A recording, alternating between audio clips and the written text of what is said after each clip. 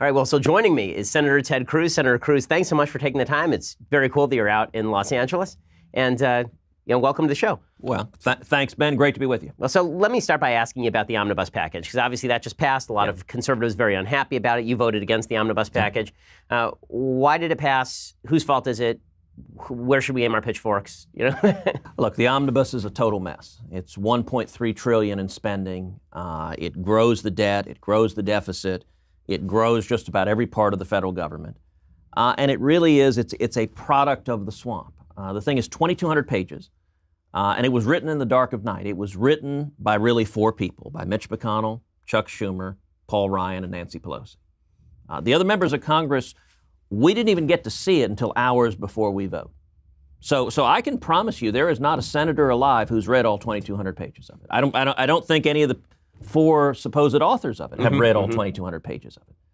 And so the Democrats' price for agreeing to anything is grow government massively and not accomplish conservative principles. And unfortunately, an awful lot of Republicans in Washington rolled over and agreed with it. So we were told that there was going to be regular order when Republicans got back into power. Who's the big obstacle here? Because it looks like the House is able to pass some of these bills through regular order, but it seems like everything stops dead in the Senate. Well, look, in the Senate, we had no amendments on the bill.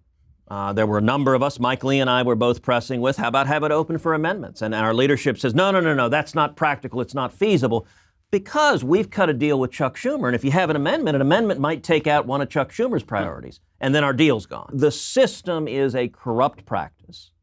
Now, I will say, I think there were some meaningful victories in things we were able to keep out of the omnibus. There was a big, hard push from a number of more moderate and liberal Republicans to have tens of billions of dollars of bailouts for insurance companies under Obamacare.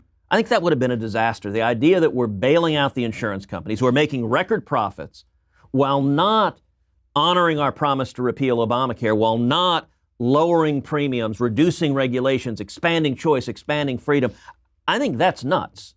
And we had a big battle in the conference. I pressed very hard to keep the insurance company bailouts out of the bill, and we succeeded. We kept them out. So, I mean, as a conservative, I've spent virtually my entire life being frustrated with the Republican Party because the Republican Party makes a bunch of promises about things they're going to do. We give them the House, we give them the Senate, we give them the presidency, and then very little of it gets done. And when it does get done, it tends to be done in these vast bills that are 1,000 pages long and always are a crap sandwich.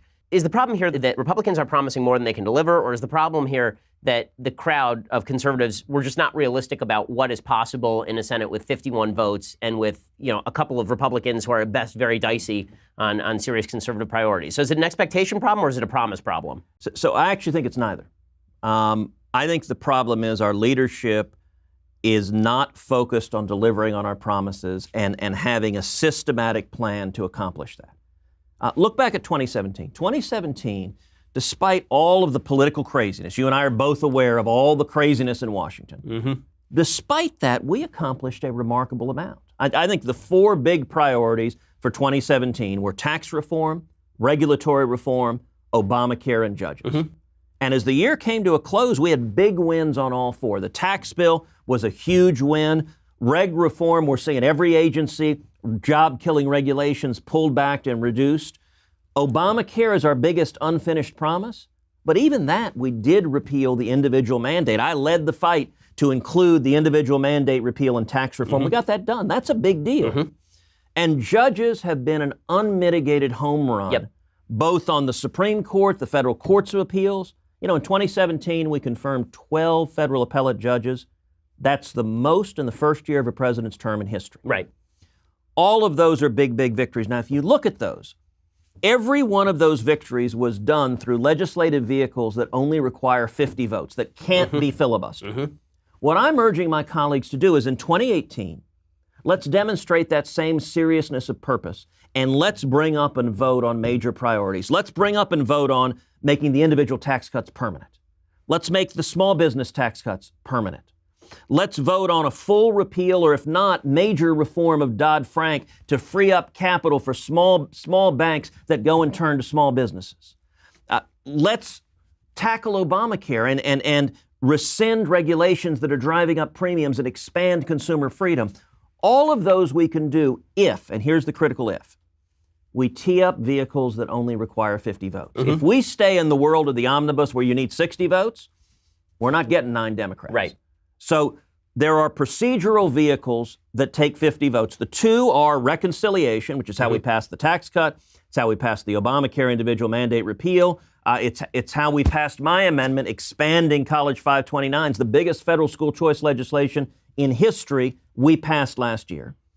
The other avenue I've suggested is using NAFTA renegotiation as a vehicle for regulatory reform. But both of those you can do with 50 votes and they can't be filibustered if our leadership is willing to focus on let's deliver on our promise. So you've been beating this drum for a long time, that Senate leadership has been unwell in its pursuit of these priorities. I mean, this is going all the way back to your Obamacare filibuster, quasi-filibuster back in 2013. And so the real question that arises from all of this is, and I don't want to put you on the spot here, but is it time to replace Senator McConnell? Because obviously if the Senate Majority Leader is I think every conservative who's listening is saying, okay, well, we're with you on all these priorities, and we're hearing that we can do this.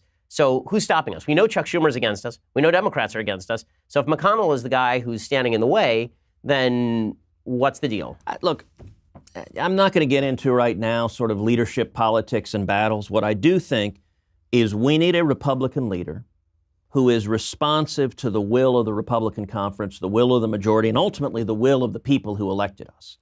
And I will say among Senate Republicans, there's a generational divide, a divide between what I call the young Turks and the old bulls.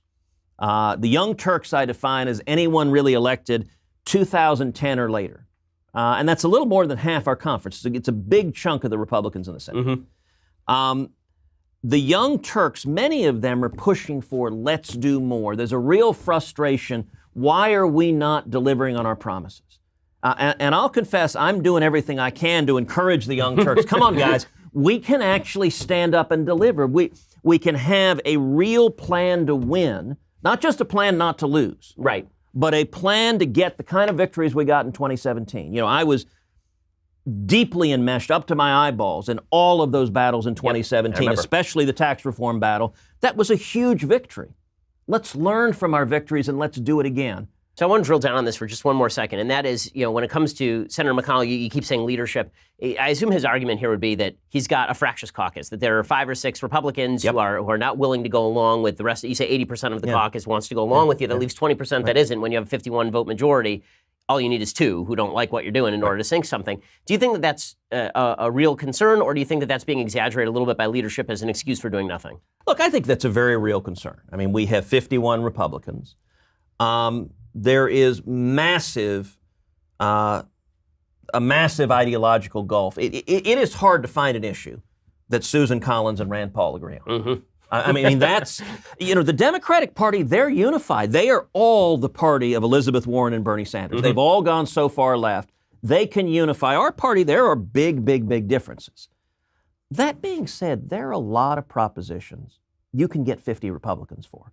That's a lot of what, it's interesting. Some of the media commentators have been puzzled at Cruz as consensus maker. I mean, they sort of view that as a joke. How could Cruz be a consensus maker? It's real simple. I believe in this stuff. I didn't run for office just because I wanted an office in Washington, D.C. It's not that great, I'll be honest with you. It is lousy. And you and I were talking about right before the show, look, I'm away from my kids every week. I mean, this hurts to be away from my daughters. There's only one reason to do it, and it's to make a difference in our country, to get conservative victories, to defend the principles we believe in. And so that focus, we've got to get focused on doing that job. And there are lots of things. Before I was in the Senate, I was a Supreme Court litigator.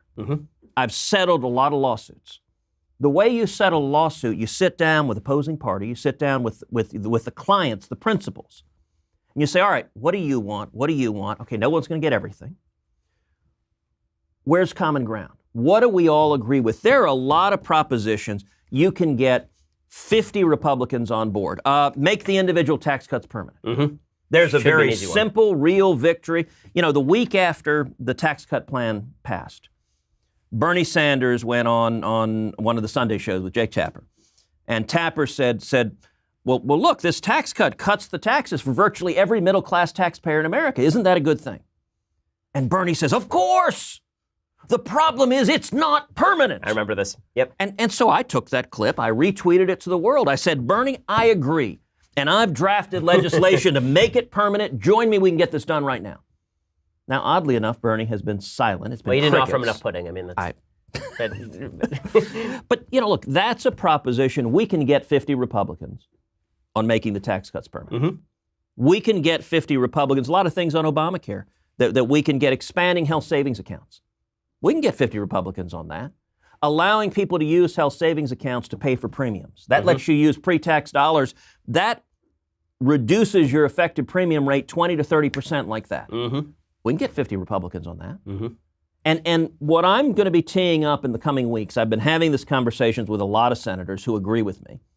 In the next couple of weeks when we get back in D.C., I'm planning to tee up to the whole conference and have a conversation. Listen, is it really the case that as a conference we're done, we don't have any ideas anymore, we don't want to accomplish anything? I don't believe that. Mm-hmm. If there are things we want to get done, and we've got potentially a narrow window of time, 9 months to get it done, then let's develop a systematic plan to accomplish those victories. That's what our leadership is doing right now, is going to Chuck Schumer and saying, Chuck, what do you want to get done? And let's have a plan to get that accomplished. That, I think, is idiotic, and it's why our base is so unhappy. Okay, so final question for you. 2018, obviously, the polls don't look fantastic. It's going to be very, very important for conservatives to get out and do something about it. The question that I get a lot when I have folks like you, when I have senators on, is what are we supposed to do? Like the grassroots conservatives, what can they do? Because they sit around and they're really frustrated, and then that frustration bubbles to the top through Tea Parties or through Trump or through whatever it is, but then they feel constantly let down. So what can they do right now to help foster what you're talking about? What can they do other than sit around and grouse about it? If you look at 2018, I think is going to be a turnout election.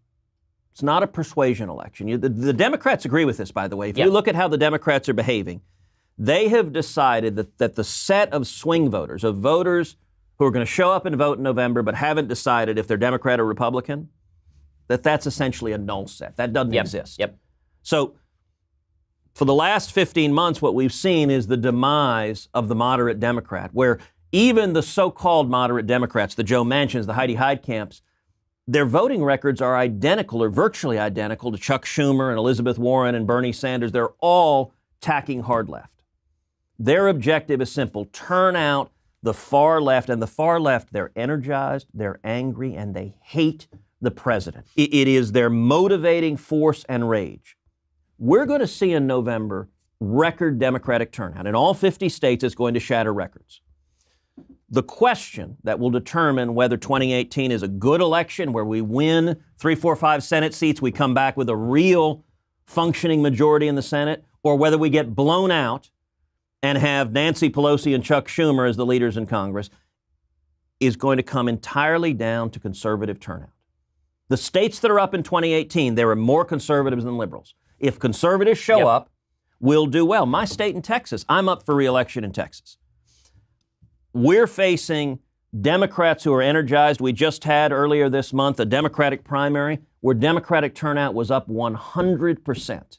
4 years ago, it was 500,000. This year, it was 1 million. Now, fortunately, we had 1.5 million Republicans come out, so we turned out conservatives, but we got to do that in November. I'm facing an opponent, Congressman Beto O'Rourke, who's running hard left. He's running on open borders. He's running on aggressive gun control. He's running on socialized medicine. He's running on raising taxes. And on the far left, they're raising money like crazy. My Democratic opponent is out raising me right now.